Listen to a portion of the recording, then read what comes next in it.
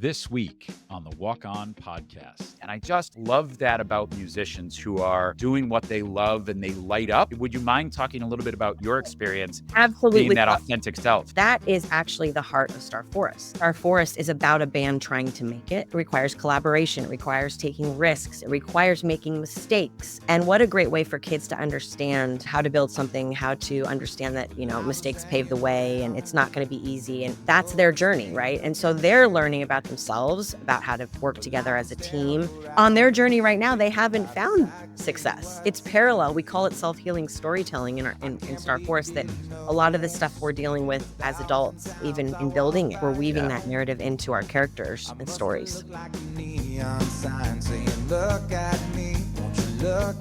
Hello and welcome to the Walk On podcast. We are in season 4, which is super exciting. The guests continue to be really interesting, really creative people. And our guest today is exemplary in that space. For those of you that are regulars or coming back, welcome. Thanks for listening. Thanks for watching. And if you're new, Walk On, this podcast started as a way to really hear how others were finding passion in their life, turning that into leadership and purpose, whether you're at the start of your career, middle of your career, or like me, maybe on the back half or back third of your career. I wanted to figure out what was next for me as well. And so this has been super inspiring. I hope it is for you. I hope you get something from it. So that's the Walk On podcast. And with that, I am thrilled to welcome this week's guest, Genevieve Ledoux. She's an Emmy award-winning founder of Star Forest, which we're going to talk about. It's a multimedia adventure for children and families.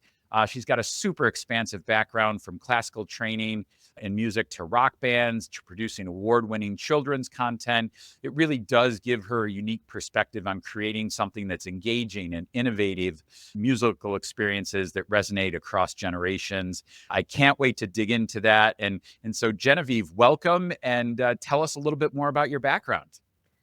Thanks for having me. I'm so excited to be here. Just the fact that what your podcast is about, leading with purpose, is so important to me. And I think whenever I tell my story, I talk about how music was always a big part of my life. I had family members that were musicians. My uncle was a jazz trumpet player who played with the likes of Stan Kenton and Miles Davis, and music was always in our house. One of the best things about growing up was my dad had this huge record collection, and every night before bed, he'd put on a record that we would listen to. So music was all around me. So music is a core of who I am. Beyond that, I went to art school, wanted to be a fashion designer, and I realized quickly it wasn't for me. As we all find out when we get to college, I don't know if this is my path. Yeah. My father asked me, do you want to come work for me and kind of, be an intern kind of situation, and ended up staying there for 13 years.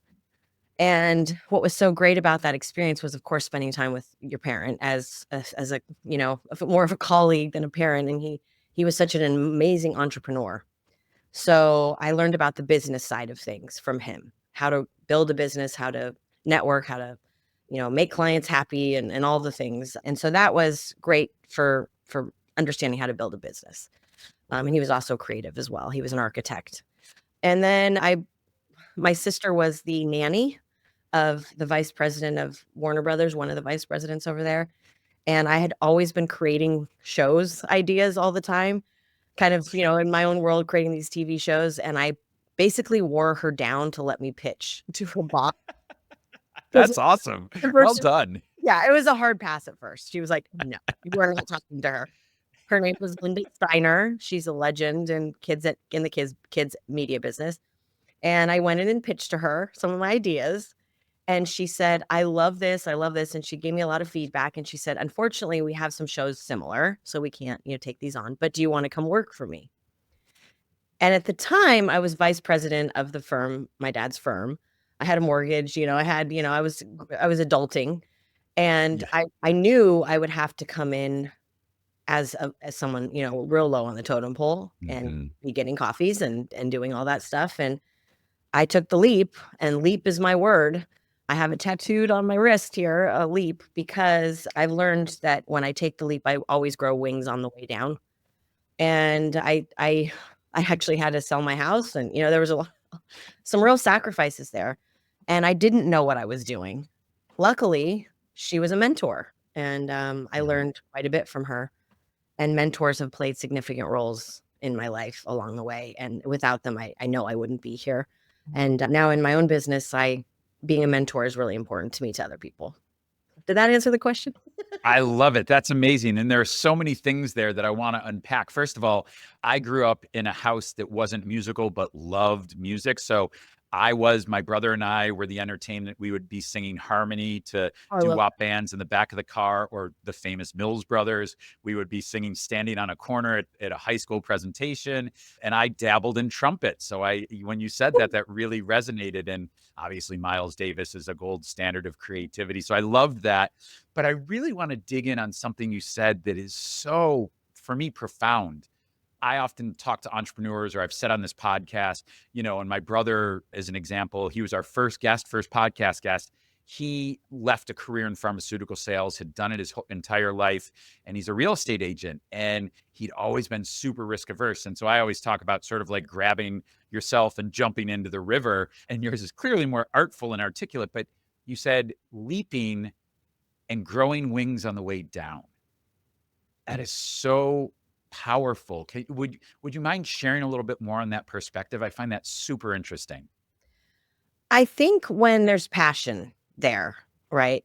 Mhm. Um, Passion is something that you can't force, and there's something that I've noticed when people talk about something and they light up, they don't even realize that they're passionate about it. Maybe like you see somebody who's unhappy in their career, or and then you'll mention something and their whole body changes, their Yeah. whole energy changes. When you have that about something, I can get real spiritual, but like, the Yeah. universe, God, who, whatever, however you want to position it, will give you synchronicities, right? Like these things, these little taps on the shoulder. And I really firmly believe this, where it will tell you, keep going, and Yeah. You're on the right track. Yeah. you're on the right track. And that's the wings being built, right? It's like, Yeah. and then all of a sudden it's like, no, no, no, keep, there's a wing forming here, Mm. and Yeah. so you have to do a little bit every day Yeah. to get those wings to grow. They're not just gonna grow on their own. Yeah. Yeah. Um, And what I I love that. And what are those, so let's talk a little bit about that in regard to your career. So you've music was obviously a passion. So you were also classically trained, you've been in rock bands, you've produced music. Talk a little bit more about that music career for us. I never made a dime. It was always, Welcome to the music industry. yeah, right. And I mean that in the sense that everything I did, it wasn't money driven. Like I was doing music Yeah. because I love to make music. And Yeah. from being in cover bands to, writing my own songs that nobody heard. But I just had to. I mean, it was just Yeah. who I was. And I think that's with any person you talk to who makes it through a career of art or, entertainment, Yeah. or it's when you're doing it because you love it, eventually the success will come. And that's I'm still haven't, what like won the Grammy or whatever, that's okay. Yeah. I'm enjoying it, and other people, if it's authentic and it's true and it's people will love it. I mean, they'll find it. You'll Yeah. find your people. Yeah. Yeah. Yeah. And just you don't know this about me, but for a little while in Atlanta, I had owned a record label, which means I found an artist that I loved, unsigned artist, and I wrote checks to put him on the road and produce a couple albums. And Wow. just watching this amazing, his name's Gary Pfaff. Our intro and outro music is actually one of his songs. And just watching him be this hardworking guy going on the road a couple hundred days a year, singing in small towns, singing in bars. I just admire that pursuit, taking that leap, Mhm. growing wings when the axles on the truck breaks down on the side of the road at 2 a.m. in Mississippi or whatever it is, right? As an aside, real quick, one of the things talking about that, and I want to get your perspective of being in some of those bands because I think it's really fascinating. And then I want to talk about your new project. But I remember this night he played this venue called Cat's Cradle in North Carolina, and they do the programming a little different. The headliners first. Headliner goes on, runs a little long, and the place is like emptying. And my guy's up next, and I'm like tackling people at the door, going, "I'll buy you drinks. Stay here. We'll buy a round of drinks." And there were like 3 people, and I was like, "You know what, Gary? Like, what are we doing here? Like, you don't have to go on stage." And he's like, "No." Those 3 are going to become 6. And those 6 next time we come through are going to become 20. And I just love that about musicians who are what you said. They're doing what they love and they light up, and that draws people to them. And I watched people come to Gary in droves because he was that authentic self. So would you mind talking a little bit about your experience being Absolutely. that authentic self? I love that you shared that story because that is actually the heart of Star Forest. This project, Mm, Star Forest, is about a band trying to make it. yeah. And the reason why I love that as the central theme is when you think about being in a band or an artist, right? Requires collaboration. It requires taking Right. risks. It requires making mistakes. It requires, 3 people in the audience. It requires all these things to make it.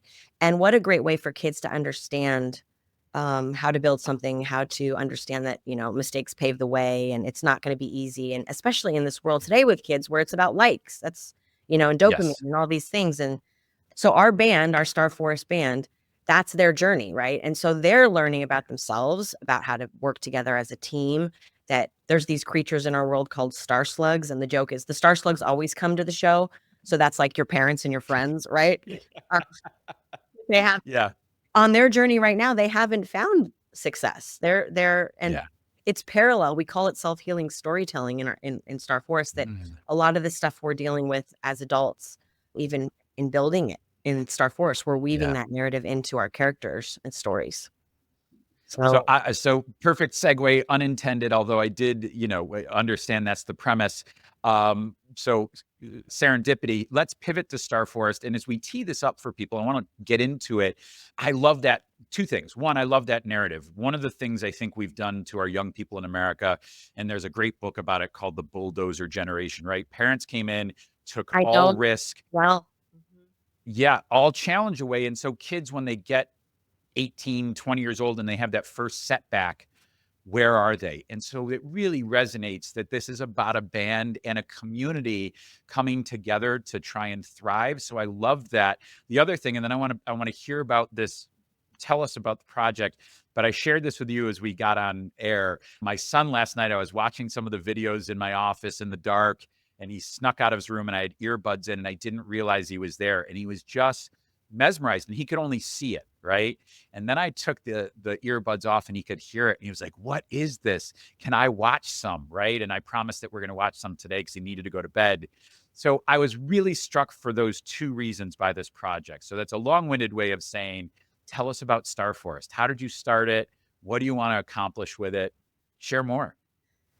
so I was a mom in the pandemic. I had 2 kids home. They looked to me as their mom, their teacher, keeping them safe, all these things, and it was a lot of pressure for parents. It was scary, and, we also had businesses to run and bills to pay, and it all for people that were home with kids, you wanna entertain them too and keep them happy, and one of the things we would do to get out of the walls closing in, because we couldn't take them anywhere, right, was drive, and we would just get in the car, and we'd get to the Georgia tree line and just drive through the forest and listen to music, Mm, and it was such a great way to bond and just relax and get away.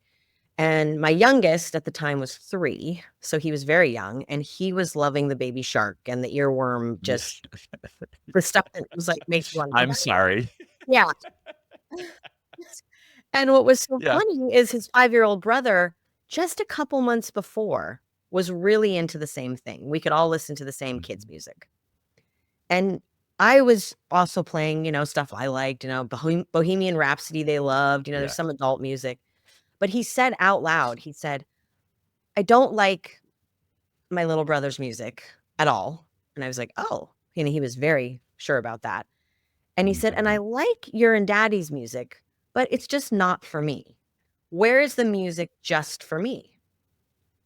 And it stopped me dead in my tracks. I thought, Yeah. "What is the music just for you? Where's that music for a 5-year-old?" Because the preschool toddler stuff is so prolific. There's so much of it. Yes. But by 5, these kids have their own ideas. I mean, they start at 4 now. I mean, they really Yeah. know they're starting to know who they are very young, and I think they always have, but the world's changed, and I went on a mission to find this music for him. So I did a deep dive. Where's music for 5-year-old 5 to 10, And what I was finding was so interesting. they found that all these little girls found Let It Go with Frozen, right? They went, "That's for Mhm. me." And it went to the top of the charts because why? It was well produced, it was well done. Idina Mhm. Menzel, I mean, it's beautiful music. Yeah. They found it because they didn't have anything just for them. This is mine, right? And it's Yeah. still happening with that song. And then I thought on the flip side, okay, who's making money in this space and who's successful? And it was something called Kids Bop, which is where they take Mhm. adult music and they kidify it, which is $1 billion Yep. brand. And I haven't found any parents or kids that are like, "Kids Bop, yeah, that." So the fact Yeah. that they're making, a killing at it and told me that there's a white space there, right? Um, Mhm. and that was kinda what set me off to find it. When I couldn't find it, what he wanted stuff about outer space. He wanted stuff about his backyard. I mean, uh, video games and all the stuff he was into, and I couldn't find it for him. And so I made a little record with my cousin who was a composer. I knew I didn't wanna be forward facing on the stage. I'm almost 50, and I saw that wasn't gonna be me up there with a guitar. And, so I saw where he was hanging out, what he was gravitating towards, and obviously animation, video games, and I Mm. thought it has to be a Gorillas for kids, essentially how I thought about it in the Love beginning. it. And we put it out and we hit 1,000,000 streams, and I knew in that moment because I didn't watch it, I didn't promote it, I didn't market it. And I Yeah. thought, "Well, people are looking for this." And that was my why. And Yeah. I've been on that journey ever since.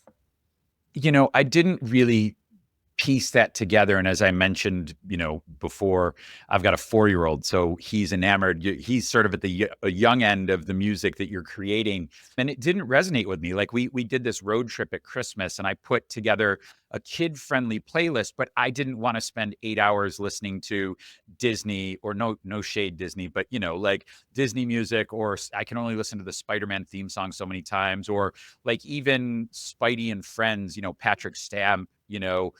Does the soundtrack, and it's essentially like his band Light, right? And so we Mm, can both kind of no, vibe off it, but it wasn't his thing. And until you said it, I didn't. So I created this playlist that was like safe for him, but it was like I'd like it and challenging. So like REM, 10,000 Maniacs, Alanis Morissette, the Allman Brothers, and he just kept going boring, boring, and I was like, so it really resonates when you said this is for him, and it makes me excited to share it with him today when we do it later.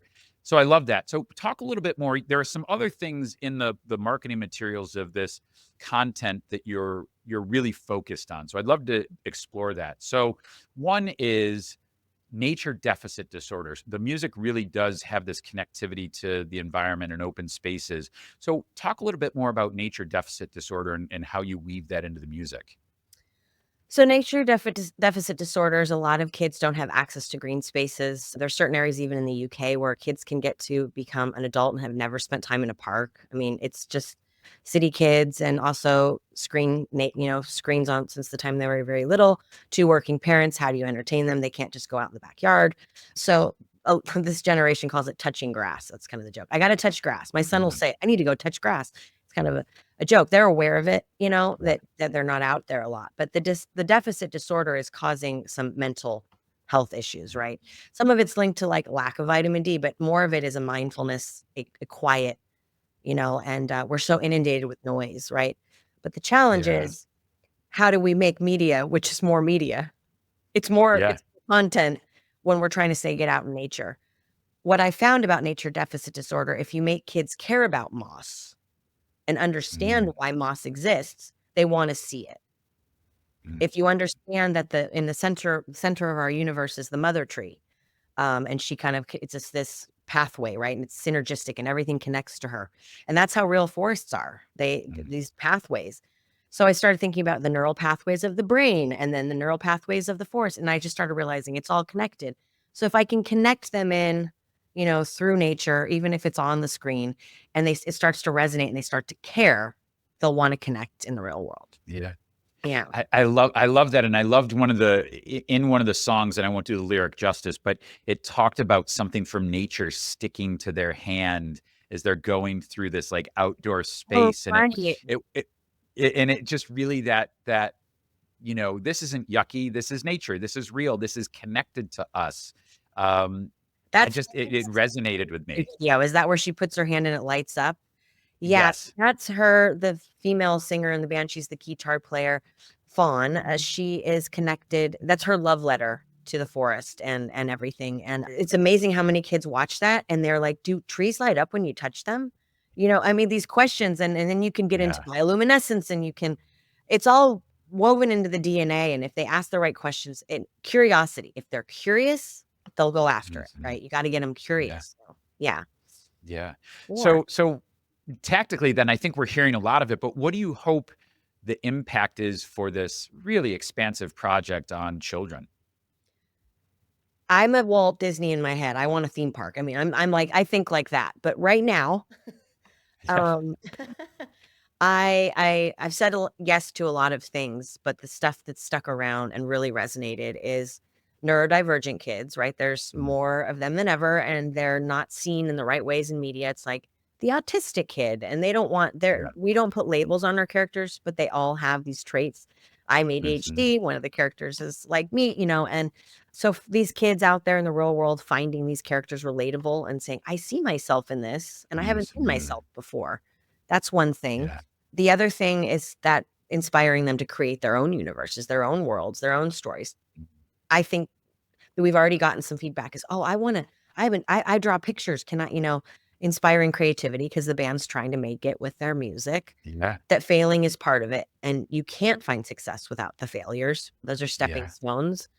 And then I think the last thing would probably be the nature connection, and we've Yeah. partnered now with Evertree to where the goal is that when a kid comes into Star Forest and he plants his what we call a star seed, we're actually planting a tree in the real world.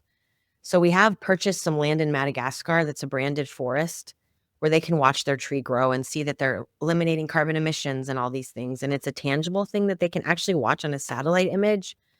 So that's really exciting that we're getting there. Um, and I feel like there's so much more, but those are right now Yeah. what's coming out. No, it's amazing. That live shows that's actually the light on the hill because there are no live show experiences for 5 to 10 that are Yep. adult-centered experiences. Yeah. There's a ton in the preschool space, so you can go see, Yep. Blippi and Sesame Street and Paw Patrol, and I worked on Yo Gabba Gabba Live and all these great preschool family events. When they hit 5, they're ending up going to an adult concert, and what can happen there? It's not Yeah. safe, right? The content's Yeah. not for them. So I could not find a live show experience for those kids. It doesn't exist. So anytime I see something that doesn't exist, I get really excited because I couldn't take my 5-year-old to a concert. Uh, Yeah. and that was mind blowing, right? And we all want to Yeah. connect as a family through music, but it has to feel like it's theirs. I love that you keep returning back to that. And that blue ocean is what excites me, right? Like there are two sides to that, right? Why hasn't this been done before? So take caution. There's maybe a reason, but it's certainly an opportunity. And so I really enjoy that. And you started to tee up my next question a little bit. But before I do that, I just want to really double tap again the failure. We've been teaching my son to ice skate. I was a college hockey player and important to me. And there were a couple of times he didn't want to go on Saturdays to class because he was scared to fall. And we've gotten to a point now where I always say, what happens when we fall down? And he's like, well, we get up. And so now starting to build that sense of, well, I fell, but that's part of learning. That's part of growing your wings, earning your wings, right? It's each step. So I really thank you for that. It resonates. I love products that are doing that. So as the universe, how do you create and manage a universe for characters that spans albums, podcasts, theme parks? How do you keep that all together? It always starts with the why and the story. And we spent 4 years just on the lore. Like, what is this? Because this Gen Alpha generation, I'm obsessed with them. I have 2 of them. They're the first generation born completely into the digital age that they're going to be, 65% of the jobs they'll have don't even exist yet. If you think about that, that's like mind blowing. That's mind Um, blowing. it is. And so they're going to be digital natives their whole life. They are going to have AI. They're going to have all these things that are just normal to them. And they're sharp. Like you said, I know my kids are smarter than me and they have so much information at the touch of it, at their fingertips. So I knew these kids want to go deep. They don't like Mm, surface, and they're very discerning because they have these quick attention span, right? And they constantly consume. They can discern if something's not authentic very quickly. I've said yes. something and my son will say, "Oh, that was debunked 5 months ago." Really? I mean, they're just and I watch how Yeah. quickly they dissect it in just moments. "Oh, da, da, da, no, that's not true. No, that's not real," you know? So I knew these kids, especially neurodivergence, like if you find a neurodivergent kid and you talk about Pokemon, he'll tell you 5 hours about Pokemon. They're like that Yeah. about Minecraft. They're like that about so I knew if it was too surface and it was just a band trying to make it. There's so many layers, onion layers, Yeah. and it took years to build. You were talking earlier, I want to connect back to something you said about how you're Yeah. a musician. We look at a Chapel Roan, right? And we go, "Oh Mhm. my gosh, you know, she's the biggest thing right now. She's at the Grammys and she's doing all the things." And she spent 10 years, she got dropped from her label. It was not an overnight success. It was a lot of struggle, a lot of pain, a lot of rejection, and all these things. Um, so for us, that's the story, right? Is this band has to experience all these things because Yep. then when it happens, it's way sweeter. You appreciate it Yeah. more. There's more value to it and you made these connections along the way that you wouldn't have got there without. Yeah. Yeah, yeah, and I always sort of laugh when somebody says the overnight sensation. Oh yeah, you missed them being in bars for 10 years playing for 4 Living in people their or van and whatever, yeah, or yeah, living in their van. Yeah, for sure. And jewels it's like, "Oh, living. wow, they just showed up." Yeah, yeah, yeah, I Yeah. think the musicians that make it these days is the reason people are drawn to them. It's like TikTok world now, that's where they're being discovered. Is this generation, the Gen Z and the Gen Alpha, can look at them immediately and know if they're authentic and genuine. And I think what is your take? To me, that's creating a new richness. Like there's this artist, Yeah. Lola Young, Yes. British artist that I've been listening to lately. And her whole thing is about she has this confidence, but also this awareness of here's how you or others are perceiving me and how these negatives. And I'm wounded by it, but I don't care because I'm confident. So I feel like it's opening up doors to voices and people that we didn't hear before. Maybe I what do you I think about that? I 100% agree. I feel that. I mean, when I'm looking at certain artists and why am I connecting? Is it the music? It's that's part of it, but now in this, it's I'm Yeah. connected to the person and their experiences and their vulnerability and all these things. Mhm. And I think with Star Forest, the next phase for us, the band's gonna start talking directly to the kids. So you think about children's entertainment for the last 50 years, it's passive. They sit down and they Yeah. watch it. What's Yeah. changed about this generation, why YouTube is the number one platform for kids, it's surpassed Netflix and Disney. 85% of kids are on YouTube. And part of it is they get to make the choices. Their algorithm kicks in, it knows what they want, and they can talk to it. It's a back and forth, right? The number one job now that an 8-year-old wants to be is a YouTuber. We So so my Go ahead. I was just gonna say, last thing is we knew our characters had to be as real as they could be.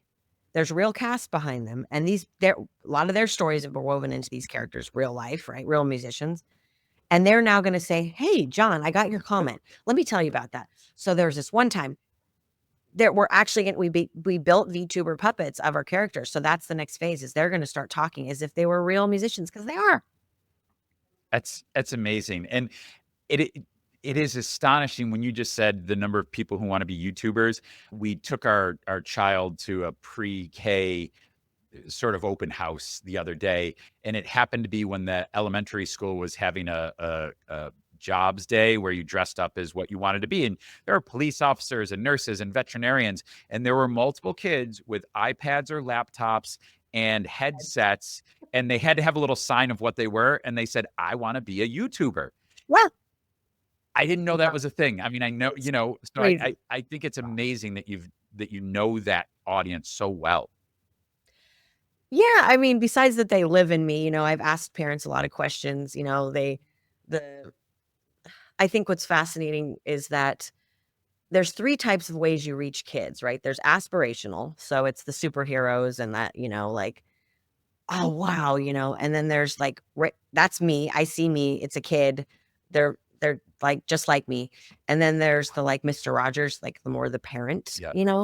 and Yeah. what's happening with YouTube is it's like all 3. I wanna be Mm, that, you're just like me, and you're, like, older and cool, like, in kind of, like, Yeah. low stuff. So Yeah. it's interesting. It's like all I think that's why they like it so much is they see all of these Yeah. things in these characters, they're people. Amazing. So I want to be really respectful of your time. I don't want to leave without covering this. You've been quoted as saying Star Force inspires a new generation of thinkers, dreamers, and doers. I'd love to know who inspired you growing up and who's inspiring you now. So I'm glad you asked that because for me, it always comes back to my parents. And I was really lucky to have parents that didn't clip my wings and let me paint on my wall and, write songs on my Casio keyboard when everybody wanted to go to sleep. Um, but I'm going to share a story about my dad. And my dad was from a family of 9, and there was 6 of the 9 kids that went swimming at a public pool in the San Fernando Valley, and they all got polio, the largest family ever infected, like, in one family in the United States. So you can imagine as, like, a parent having 6 kids in the hospital. My father was 10 at the time, and he was put into an iron lung, and he was told he would probably never get out. He was a really athletic kid, a really creative kid, and he was told, "You'll be trapped in this machine for the rest of your life." You can imagine. Mm, He was heartbroken, and at this point, he had 1/3 lung capacity, he'd lost use of his left arm, his right leg, and he was depressed and sad, and of course, all these things, and his parents didn't know how to reach him, and so his father had brought him for his birthday a book, The Gnome King of Oz, and so he's in this contraption, and he's got the book, and he's got use of one hand, and he's turning the pages as he's reading, he realizes he went to Oz. He left this uncomfortable body, mm, and he went somewhere. He was transported, and he felt the power in that. And so here he is in a room in a hospital with 100 other kids in iron lungs in this ward. And at 7 p.m., all the nurses and the doctors went home, and they were left alone by themselves in these machines. And he thought maybe I should read it out loud. And he realized that all the iron lungs started to sink and slow down, and that they were listening. So he continued to read this story, and then he thought, imposter syndrome, maybe they're not listening, and he stopped, and a little boy said, "Please don't stop." So my dad then continued to read all these Oz books to these kids in the iron lung, and my dad eventually did get out 2 years later when he was 12, and he went on and was an artist and did all these things, and he had a hard time at first, acclimating to high school and all these things with disabilities back then in the yeah. 50s, but his sense of humor got him through, I'll say that.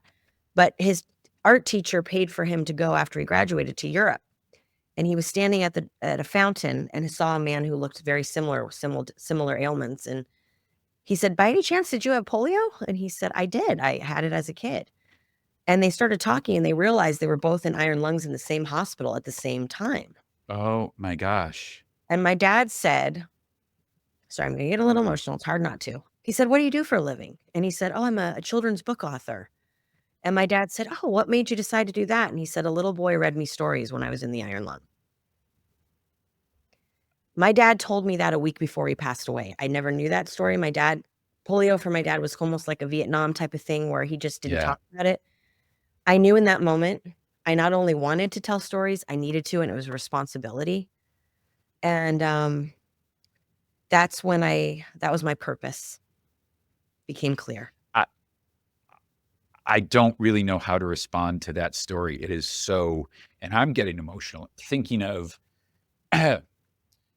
children alone and the voice and power of creativity, Mhm. um, transporting us, taking them out of that space. That's truly extraordinary.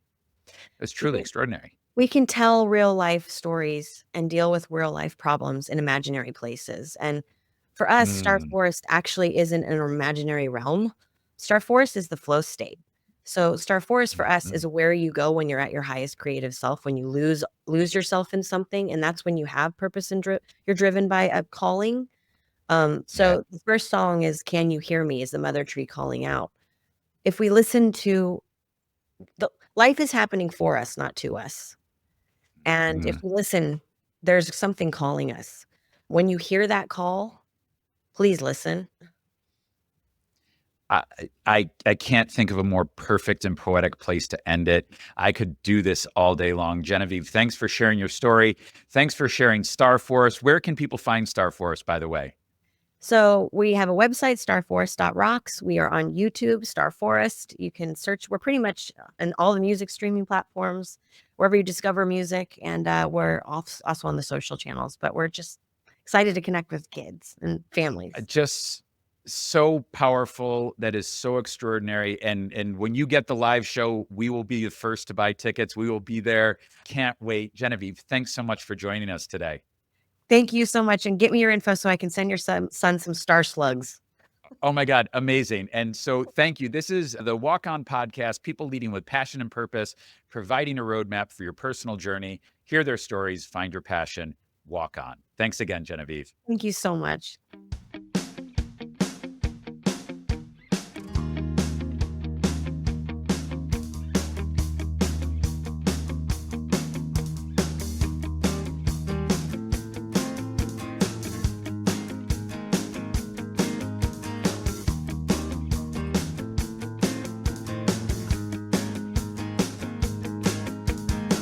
Well, I was hanging